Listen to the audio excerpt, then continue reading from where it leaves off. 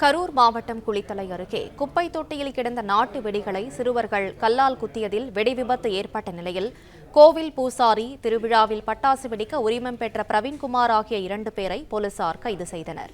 இதுகுறித்த மேலும் விவரங்களை செய்தியாளர் தியாகராஜன் வழங்க கேட்கலாம். தியாகராஜன், வணக்கம். மேலும் விவரங்களை சொல்லுங்க. அம்மா வணக்கம்.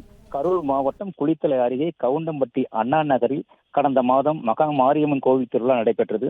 அந்த திருவிழாவிற்காக வானங்கள், பட்டாசுகள் வெடிக்க பயன்படுத்தப்பட்டது. வெடிக்காத பட்டாசுகளை குப்பை கிடங்கில் கிடந்தது. இன்று காலையில் அப்பகுதியைச் சேர்ந்த கூலி தொழிலாளிகளின் குழந்தைகள் 5 முதல் 8 வயது உள்ள 4 குழந்தைகள் எடுத்து வந்து பலகை பள்ளியில் வைத்து கல்லால் குத்திய போது எதிர்பாராத விதமாக பட்டாசு வெடித்து சத்தம் கேட்டது. அருகில் இருந்தவர்கள் போய் பார்த்த பொழுது அண்ணன் தம்பிகளான 8 முதல் 7 வயசுக்கான குழந்தைகள் 20க்கும் கைகள் மற்றும் கண்கள் பாதிக்கப்பட்டு சிராட்டு காயம் ஏற்பட்டது.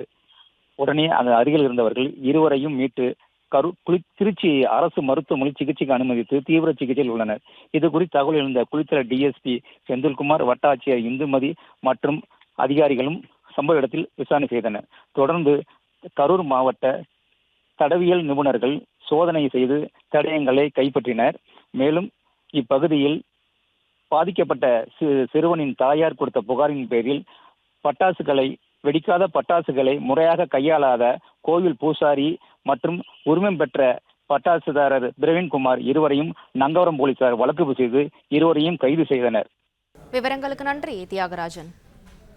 பிளே ஸ்டோர் மற்றும் ஆப் ஸ்டோரில் இருந்து பாலிமர் செயலியை QR கோடு மூலம் பதிவிறக்கம் செய்யுங்கள். செய்திகளை உடனுக்குடன் பெறுங்கள்.